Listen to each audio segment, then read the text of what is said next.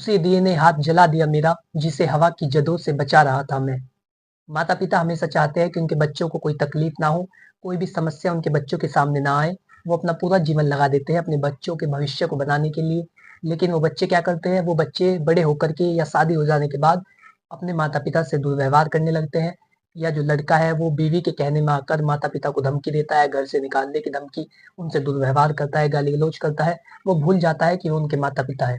तो ऐसे में माता पिता की भावनाएं क्या होती है, इस पर मुझे एक पंक्ति याद आती है कि पहले उंगली पकड़ के चलते थे माता पिता, जैसे फिर सोचते हैं जब उनके साथ दुर्व्यवहार किया जाता है तो वो क्या सोचते हैं कि पहले उंगली पकड़ के चलते थे, अब रास्ता मुझे दिखाते हैं, मुझे किस तरह जीना है मेरे बच्चे मुझे सिखाते हैं।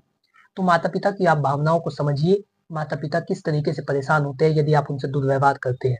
तो समय समय पर honourable supreme court, honourable high court नए नए लॉज देता रहता है, नए नए कानून पारित करता रहता है, जिससे सीनियर सिटीजन जो वरिष्ठ नागरिक है उनकी रक्षा हो सके, उनकी संपत्ति की रक्षा हो सके, उनके बच्चे उनके साथ दुर्व्यवहार ना करे, किसी भी तरीके से उनको परेशान न किया जाए, उनका खर्चा उठाया जाए, जो उनकी बेसिक नीड है, जो उनकी जरूरतें हैं उनको पूरा किया जाए।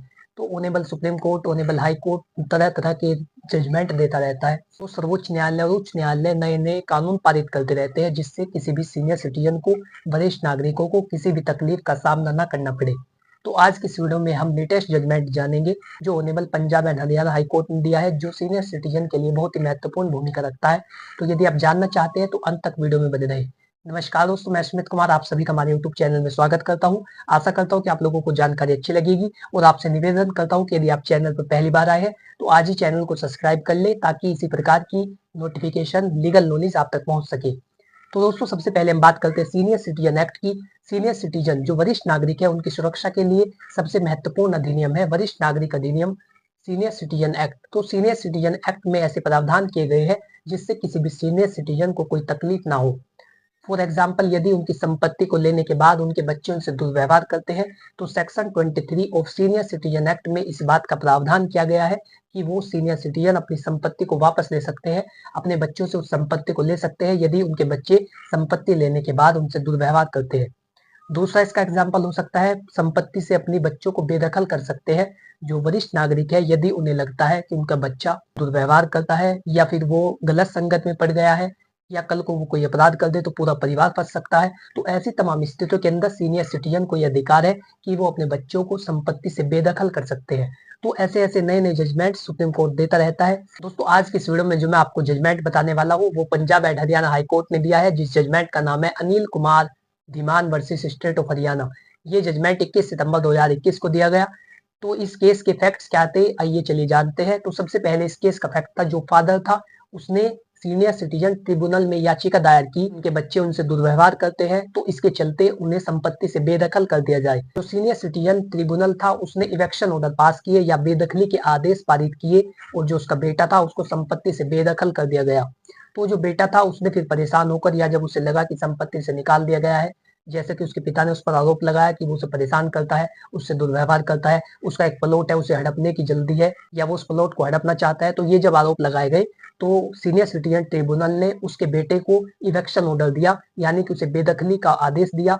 तो इसके चलते वो डिस्ट्रिक्ट मजिस्ट्रेट के समक्ष गया। डिस्ट्रिक्ट मजिस्ट्रेट के सामने उसने प्रार्थना पत्र दिया कि मेरे पिता ने ऐसा कर दिया है तो मुझे इससे बचाया जाए या मुझे बेदखली के आदेश को इसे निरस्त किया जाए। डिस्ट्रिक्ट मजिस्ट्रेट ने उस पर ध्यान दिया और ये कहा कि ये जो इवेक्शन ऑर्डर है ये सही पास किया गया है, यानी कि तुम ऐसा व्यवहार अपने पिता के साथ करते हो तो इसलिए आपको बेदखल किया जाता है, जो इनकी संपत्ति है उससे आपको निष्कासित किया जाता है, आपको इसकी संपत्ति में कोई हक नहीं मिलेगा। तो ये जो बेटा था वो गया Punjab and Haryana high court में, उसने याचिका दायर की। तो जो लड़का था उसने ये बात रखी कि जो मकान है उसमें उसने फर्स्ट फ्लोर अपनी कमाई से बनाया है, या जो मकान में कंस्ट्रक्शन का काम है उसमें उसका बहुत सारा पैसा लगा है, इसलिए उसकी संपत्ति उसको दी जाए।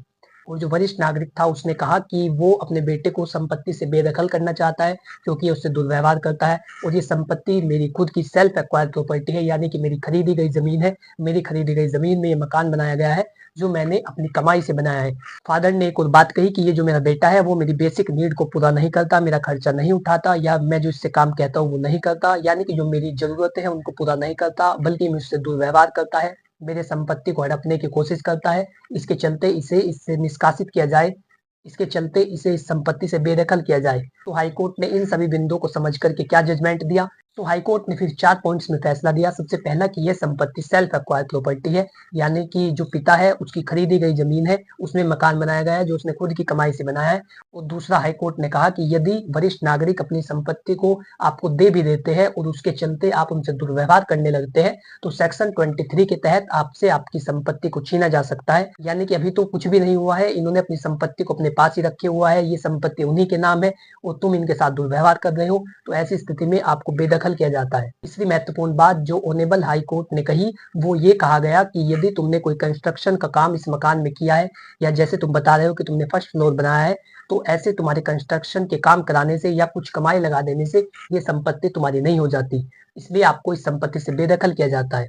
तो इस वीडियो से आप लोगों को यही सीखना है कि यदि बेटे ने कोई कंस्ट्रक्शन किसी मकान में कराया है और वो पिता के नाम है, तो ऐसी स्थिति के अंदर उसे उसमें कोई हक नहीं दिया जाएगा। यदि वो दुर्व्यवहार करता है, गाली गलौज करता है या अपने पिता की बेसिक नीड्स को पूरा नहीं करता, अपने पेरेंट्स की बेसिक नीड को, बेसिक जरूरतों को उन्हें पूरा नहीं करता, तो ऐसी स्थिति के अंदर उसे संपत्ति में कोई अधिकार नहीं दिया जाएगा। तो इस जजमेंट को नोट कर ले, Anil Kumar Dhiman versus state of Haryana. तो ये जजमेंट था जिसमें आपको ये सीख मिलती है, यदि कंस्ट्रक्शन का काम कराया गया है या कोई मरम्मत कराई गई है मकान की जिसमें बेटे का पैसा लगा है, तो ऐसी स्थिति के अंदर वो मकान उसका नहीं हो जाता। आशा करता हूँ कि आप लोगों को जानकारी अच्छी लगी होगी। यदि आप इसी तरह की वीडियो में रुचि रखते हैं तो आज ही चैनल को सब्सक्राइब करें। यदि आपका कोई भी सवाल हो तो आप कमेंट बॉक्स में लिख करके पूछ सकते हैं। Thanks for watching this video. अपना कीमती समय देने के लिए धन्यवाद।